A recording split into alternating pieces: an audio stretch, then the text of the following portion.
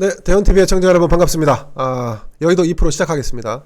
늘 함께 해주고 계신 여의도의 제갈량 장경상 프로님 나와 계십니다. 반갑습니다. 네, 반갑습니다. 네, 자 요즘 여의도에는 어대명이라는 신조어까지 나오고 있다고 합니다.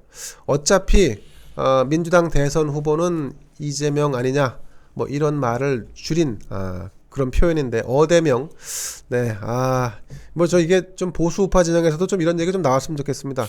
윤대 아니고요, 어대윤 이렇게 해야 되나? 어대윤이라는 사람이 있는 것 같은데. 어차피 어대윤이라는 사람이 있나요? 마치 윤지 어윤대 어윤대 총장 있었구나. 전 총장이 이름이 어윤대 있었고.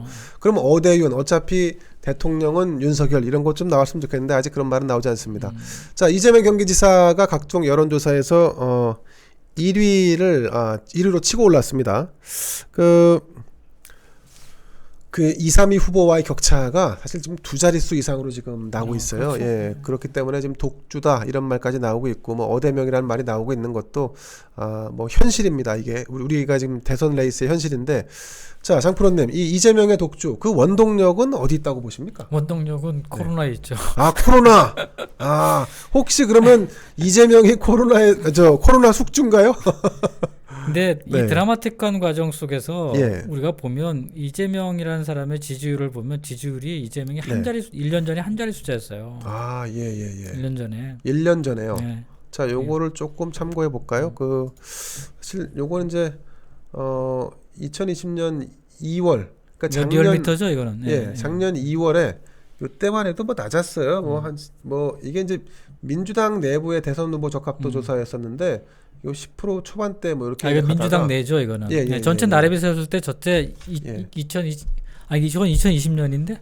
이게 전체네요, 전체. 전체. 2020년 2월부터 예. 2021년 1월까지 쭉 추이를 본 겁니다. 전체 여론조사 중에 40대 지지율 변화인데? 40대? 이재명과 이낙연의 40대 지지율 40대만 변화. 본 거예요. 그렇군요. 예. 40대가 이렇게 높았습니까? 이낙연이? 아니 그 40도가 완전히 네. 저쪽으로 몰려 있는 거잖아요. 근데 합을 보면 40대가 지금 40% 중반대를 꾸준하게 그냥 유지하잖아요. 저 때는 피크였어. 총선 때. 예. 총선 때 40대 그러네요. 피크였어요. 맞네요. 지금 중요한 거는 합이 네. 저때 이제 12월 달에 좀 30%대로 떨어지고 나머지는 다 40% 중반, 40%대를 유지하잖아요. 그렇죠. 40대 지지율이 원래 저쪽이 높으니까. 그게 지금 역전돼 있는 거죠. 완벽하게. 그러네요. 저걸 보면 알 수 있죠. 이제 얼마나 지지율이 바뀌었는지. 예. 플러스 마이너스 하면 천지가 개벽한 거예요. 천지 개벽했죠. 네. 이낙연은 완전 추락이죠, 뭐. 네. 네. 완전 개벽한 거예요. 그러니까 이게 예. 보세요. 2020년도 2월 달이면 코로나 이제 우리가 1월 달부터 시작됐으니까. 그렇죠. 첫 환자가 1월 달에 나왔죠. 전체 나래비를 전체 쭉 일렬로 세웠을 때 예. 이재명이 한 자리 숫자였어요. 그러다가 코로나에 터지면서 네. 이재명이 급빛을 올려요. 그렇군요. 그러면서 이 사람이 10%를 치고 올라와. 역시 네. 코로나 뒷심이네. 코로나에서 네. 이재명 리더십을 빛을 발했다 이렇게 되는 거예요. 네. 예. 근데 상대적으로 지금 코로나가 두 가지를 떠받쳐주고 있어요. 하나는 예. 대개 정권 말기가 되면 예.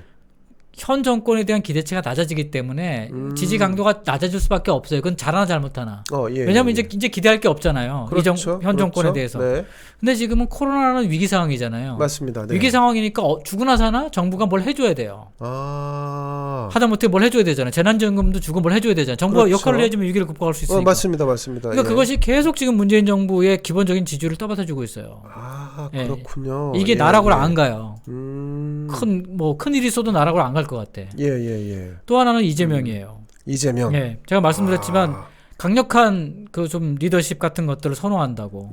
특히 이제 위기 상황이 그런 것들을 더 부채질하죠. 그렇죠. 예. 그렇죠. 그런 것들이 확실하게 부침에서 갈려요. 황교안 뭐 이런 분들이 나가 떨어지는 거 보면 안 되는 거예요. 그게 지금 이제 그런 리더십으로는 기본적으로 버틸 수가 없는 거죠. 옛날에 뭐 그 김병준. 예, 김병준 그분도 마찬가지고. 예. 그분들이 뭐 뭘 못하느냐, 뭐 똑똑하지 않느냐 그런 게 아니거든요. 근데 국민들이 기대치를 시키에는 약하다는 거죠. 그렇군요. 그러니까 결국 리더라고 하는 거는 자기 길을 가다가 예. 시대가 맞아 떨어지면 거기서 빛을 발하는 거예요. 아, 시대를 예, 쫓아가는 리더는 없습니다. 아, 그렇군요. 리더는 항상 자기 길을 가는 거예요. 자기 길을 가다가 시대가 맞아 떨어지면 그 사람이 네. 거기서 빛을 발하는 거예요. 아하. 시대가 안 오면 못 하는 거예요. 그래서 옛말에도 예. 시기라는 것이 그렇게 때라는 것이 그렇게 중요한 거예요. 사람한테. 아, 그렇군요. 타이밍. 예, 정치에서도 네. 이건 100%입니다. 정치에서는 그렇군요. 타이밍이 예, 예. 중요합니다. 근데 타이밍을 맞출 수는 없어요. 네. 시대가 와서 나를 데려가는 것이지 내가 시대를 끌고 올 수는 없어요. 하늘이 점지해야 된다는 내가 얘기가 코로나를 네. 가져올 수 없잖아요. 아, 그렇죠. 맞습니다. 코로나가 나를 네. 끌고 가는 거지. 맞습니다. 그래서 예. 이재명이 코로나를 끌고 왔는지는 모르겠지만 이재명이 코로나 시대가 분명하게 이재명을 끌고 간 거예요. 그러네. 그러니까 이 코로나 때문에 이재명이 결단력이 돋보이기도 하고. 아, 그렇죠. 또, 그때부터 네. 빛을 발했으니까. 이재명의 뭐 국민 기본소득이라든가 이런 정책도 야 그것도 뭐 필요한 거 아니냐 이런 얘기도 하고 또 그렇죠. 이재명이 재난지원금 되면서 네. 이제 그렇게 됐죠. 그렇죠. 또 이재명이 이게 임기응변이 등이에요. 언변이 좋아요 또. 네, 그래서 사람들 만나면 사람을 이렇게 현혹시킨다고나 할까 아니면 매료시킨다고나 할까 또 이런 매력이 또 있다고 합니다. 자, 국민의힘의 견제보다는 사실 이재명이 요즘 고민은 아마 민주당 내부의 견제가 아닐까 싶은데 친문으로 분류되는 이낙연 여기에 임종석 그리고 정세균 임종석이 아니라 림종석이라고 불러야겠죠. 네, 이런 사람들이 계속 견제구를 날리고 있는데 자, 이재명이 이런 부분 오히려 좀 즐기고 있는 건가요? 이재명 입장에서는 고맙죠. 아, 네. 땡큐. 네, 요즘 가만히 있으면 뉴스도 없는데. 그렇죠. 네. 맞습니다. 재보선 되면서 약간 네. 대선 주자들의 주목도가 떨어지는 상황이거든요. 아, 예. 그래서 예. 사실은 이낙연이 좀 뭐 좀 해보려고 그런 거예요. 부산 이렇게 돌아다니면서 당대표니까. 예. 근데 그것조차 안 되는 거죠, 잘. 그러니까 왜냐면 한 번 실망하면 그게 네. 다시 회복하기 어려우니까. 예. 그렇다고 해서 특별한 일을 하는 것도 아니고. 그러다 보니까 이익공유 같은 무리수를 두는 거죠. 그러니까 요즘 이익공유 얘기하는 사람 없잖아요. 맞습니다. 네. 맞습니다. 그러니까 이익공유 뭘 얘기해도 다 아류예요. 기본소득에. 아, 기본소득에. 네, 기본소득보다 큰 건 없어요. 현실적으로 현재. 네네. 국민 기본소득. 그거를 뛰어넘는 제도는 없어요. 현재까지 나와 있는 거 중에서. 예. 그건 그 밑은 다 아류예요. 이익을 공유하든 뭐하든. 그 똑같은 얘기인데 네. 훨씬 더 크거든 기본소득이. 그렇죠. 네. 그래봤자 계속 얘기해봤자 기본소득을 키워주는 거예요. 그럼 이낙연, 임종석, 정세균이 세트로 다 이 이재명을 견제구를 날려도 오히려 이재명만 커진다. 아, 그렇죠. 이재명이 그러니까 정치권은 네. 어떤 사람이 이제 누구를 때리기 시작하면 그 사람이 강하다라는 걸 주는 거잖아요. 아, 그렇죠. 그럼 그렇죠. 사람들은 그 사람들한테 더 주목하게 돼 있어요. 왜 그럴까? 그렇죠. 안 보던 사람도 왜 그럴까? 네네. 근데 이제 우리나라의 사람들은 맞는 사람을 동정을 해요. 맞는 사람을 어떻게든지 간에 여러 명이 몰빵하는 거를 좋아하지 않아요. 네, 맞습니다. 그러면 계속 그리고 사람들이 임종석도 싫어하는 사람도 있을 거고 이낙연 싫어하는 사람도 있을 거고 정세균 싫어하는 사람도 있잖아요. 임종석 싫어하는 사람 많죠. 더 많잖아요. 네, 그 그렇죠. 싫어하는 사람들 입장에서 보면은 오히려 자기 싫은 놈들이 쟤 때리니까 네. 이재명이 동지가 되는 거죠. 이재명이 오히려. 그러네. 그래? 니들이 싫어해? 그럼 나는 좋아해야지 이렇게 되는 거지 네. 뭐. 아, 그렇군요. 자, 견제구가 잘 먹히지 않고 있다. 오히려 이재명만 커지고 있다. 예컨대 국민기본소득의 경우에 코로나 여파도 있고 또 나머지 후보들 사실 잘 몰라요. 이 관련된 지식이 별로 없어요. 그러니까 이재명의 기본소득 구상을 깨기는커녕 오히려 홍보를 더 해주고 있는 셈인데 사실 이 부분에 있어서는 또 우리 또 장프로님이 또 나름 또 전문가십니다. 이 조만간에 책을 내시는데 어떻게 책 다 완성돼 가고 있습니다. 네, 완성은 돼가고 있습니다. 아, 예, 숫자가 잘 안 맞춰져가지고 네. 열심히 맞추고 있습니다. 자, 여기서 그래서 제가 여러분들께 우리 장프로님이 쓰시는 책의 핵심 내용 중에 하나가 돈을 이렇게까지 국민들한테 퍼주면 나라가 재정이 온전하겠느냐? 이거는 안 된다. 그런데 우파 입장에서 우파적 시각으로 지금 줄줄 세고 있는 세금 아니면 현금성 복지 이런 것들 그리고 또 국가가 가지고 있는 자산 이런 거를 통틀어서 만들 수 있는 돈 금액 얼마가 나오고 그리고 그 돈이면은 기본소득을 얼마를 줄 수가 있죠? 기본적으로 제가 산출하기에는 한 네. 300조 가까이의 돈이 나와요. 연간 300조 원이라는 돈을 만들 수 있다는 거죠? 만들 수 있다는 그 예산 안에서 가능해요. 아, 예. 우리가 지금 올해만 책정돼 있는 예산 전체 규모가 한 700조 정도 쓰는 거잖아요. 네, 그 중에 300조 정도를 떼서 기본소득 몫으로 떼고 나머지 400조로 국정을 운영하면 돼요. 자, 그러면 이제 국민들이 또 이렇게 생각하죠. 야, 700조에서 한 반토막 내갖고 400조 가지고 나라가 운영이 되느냐? 운영이 되죠. 아, 그렇죠. 네. 안 될 리가 없죠. 왜냐하면 네. 우리 지금 복지 예산이 기본적으로 170조가 넘어요. 170조. 네, 넘는데 거기다가 지방까지 포함하면 200조가 넘습니다. 200조. 예, 사회복지 예산만. 예. 근데 거기에는 뭐 장애인, 그다음에 우리 의료급여, 네. 건강보험료 이런 게 들어갔기 때문에 그걸 다 통째로는 빼서 못 쓰는 거죠. 예. 그리고 거기에는 또 사회복지시설 운영비가 다 들어가잖아요. 거기 인건비가 다 들어가고. 예. 그런 것들을 통 털어서 하면 우리가 네. 뭐 200조 원 정도를 쓰고 있어요. 200조 원. 예, 200조 원. 엄청난 돈이군요. 예, 거기에는 물론 뭐 저기 뭐야 국민연금부터 다 포함되어 있습니다. 기본적으로. 예. 근데 그 돈의 일부를 재원으로 활용하는 것이고, 네. 그다음에 이제 뭐 국민연금 기금이 가지고 있는 한 700조 원 정도 되는 기금이 있잖아요. 네네, 있죠. 예, 그것도 활용할 수 있는 거잖아요. 국민연금 기금이 가지고 있는 수익률이 작년만 해도 5%가 넘어요.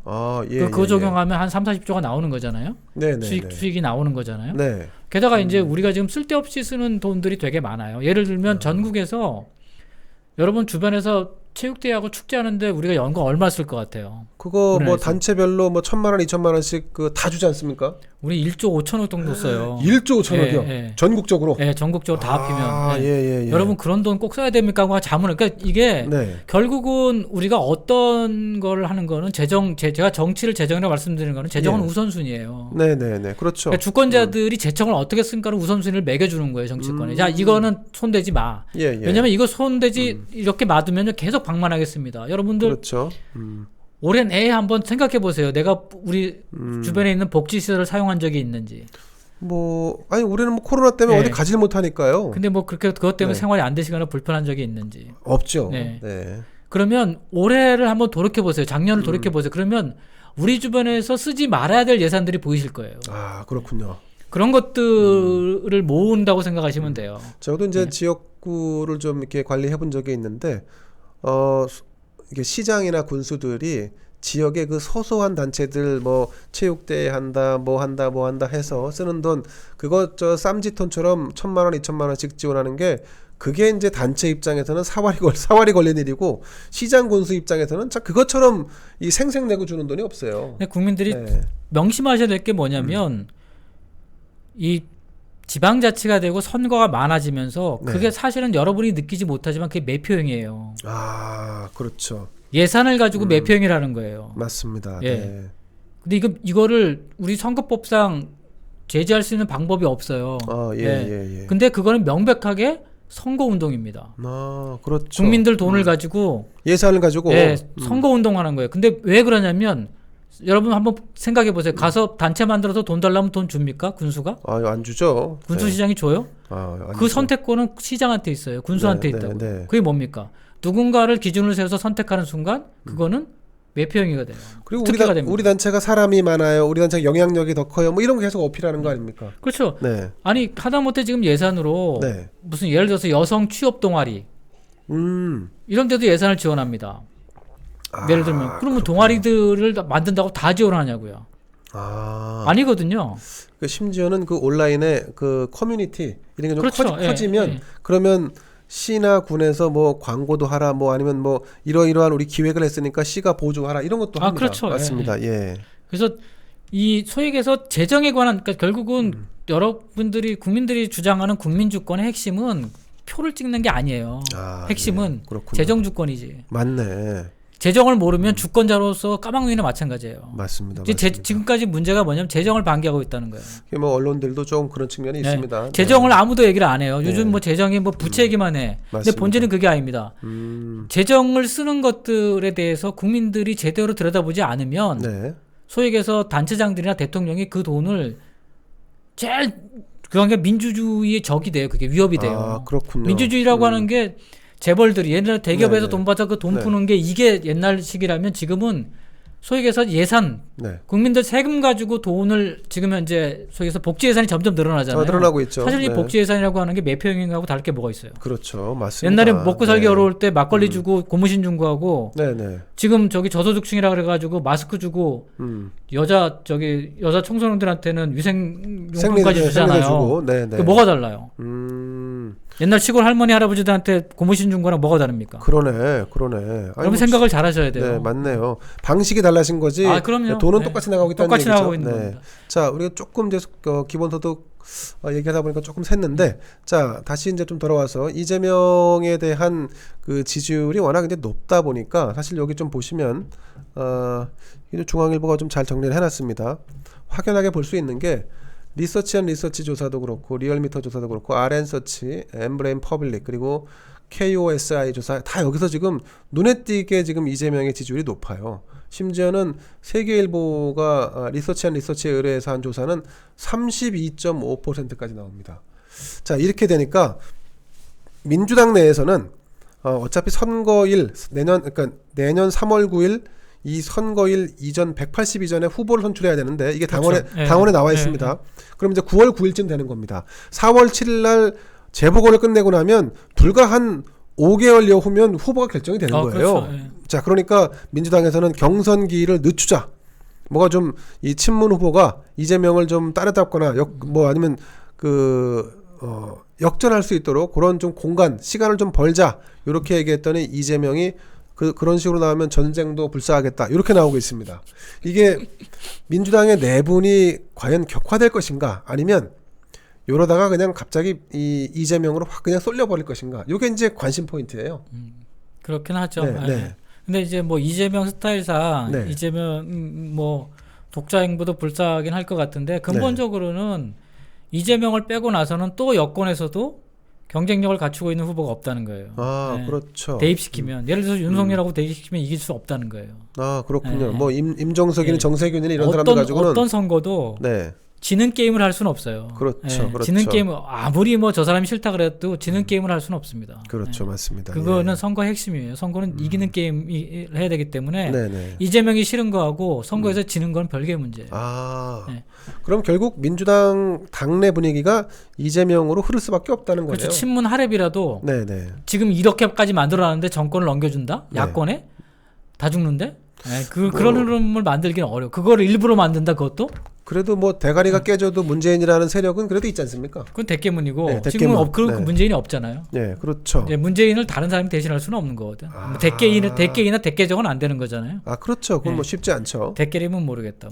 근데 그 소수라서 뭐. 네, 여기 이재명은 무슨 뭐 손가락 혁명 무슨 뭐 이것도 있고 지난번 대선을 한번 경선을 치러봤지 않습니까? 경선을 세게 치렀죠. 빡빡하게. 안희정까지 포함해서. 그래서 그때 미움을 사갖고 문재인 문바들이 이렇게 이재명을 싫어하는 거 아닙니까? 그때 많이 공격을 엄청 했죠. 엄청 공격했죠. 근데 공격이 굉장히 예리한 표현이었어요. 이재명의 공격이 물론 당내에 이게 비주류다 보니까 그걸 극복하지 못했는데 어쨌든 뭐 민주당이 쪼개질 가능성은 없다.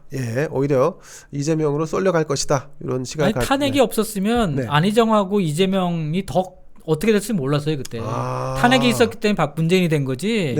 탄핵이 없었으면 그 레이스가 계속됐으면 어떻게 될지 몰라요. 그러네. 탄핵이 없었으면 저는 문재인이라는 사람은 국민들이 대통령감으로 보지 않았다고 봐요. 그 당시는 그랬죠. 대통령 선거 결과 탄핵 이후의 선거를 결과를 봐도 그거는 거의 깜을 안 봤다고. 사실은 그러면 오히려 이재명과 안희정이 더 진검승부를 했을 수도 있죠. 그렇죠, 저쪽에서는 아니면 뭐 이쪽에서 이제 다시 잡았을 수도 있고. 근데 어떻게 됐든지 간에 기본적으로 이재명이라는 사람을 만든 거는 저는 뭐 이재명 개인의 뭐 그냥 뭐 흐름이라는 게 있었다 한 축이 있었다 그러면 더 본질적인 건 코로나19라고 봐요. 코로나.